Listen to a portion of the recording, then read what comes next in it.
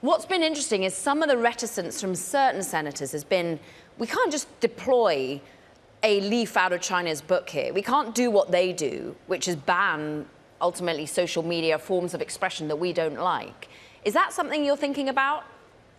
Oh, yes, I'm thinking about it quite a bit, and I'm actually glad to hear that senators are thinking about it as well. The U.S., historically, really without exception over the over the past, at least 60 years, has been a champion for the free flow of information around the world, and we've chastised other governments when they have shut down apps and calling those actions undemocratic. I think most recently, or maybe most famously, when the government of Nigeria shut down Twitter because it accused Twitter of disseminating misinformation about the Nigerian government, and they shut down Twitter for 6 months. And the U.S. State Department issued a very strong statement telling them that even if they didn't like the content and thought it might be harmful, that it was undemocratic to cut off a mode of communication that was used by its people. And we are now doing the same thing. And it is quite ironic that it's happening in the context of China, which is, a nation that doesn't have a good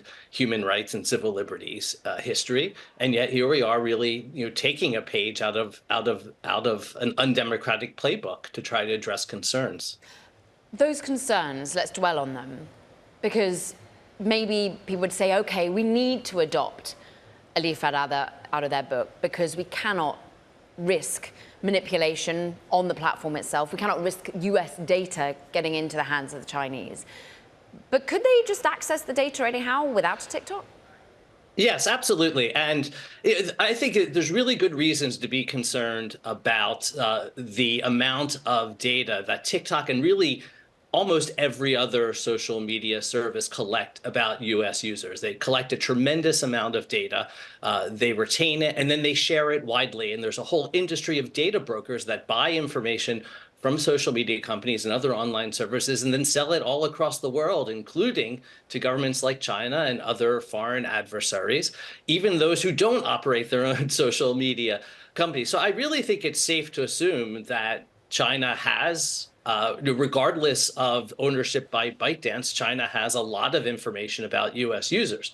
The way to address that, of course, is to pass comprehensive data privacy law. And the bill that the House passed is not a privacy law. It says very, very little. It has very few provisions in it that actually guarantee privacy for US users. And really just shutting down TikTok will be just a very tiny step and largely ineffectual one in protecting US data. So, David, why, if we hear from Elizabeth Warren, she seems to want a broader privacy law, but what would stop that actually being executed? Is it lobbying from social media companies here in the US? Is it ultimately the negatives to some of that privacy overreach? Well, I don't know. I don't know what the reluctance of Congress has been, but and it's not completely easy to write a good comprehensive data privacy law. There have been some proposed, and we at EFF haven't actually been completely pleased with a lot of the proposals because we don't think they go far enough.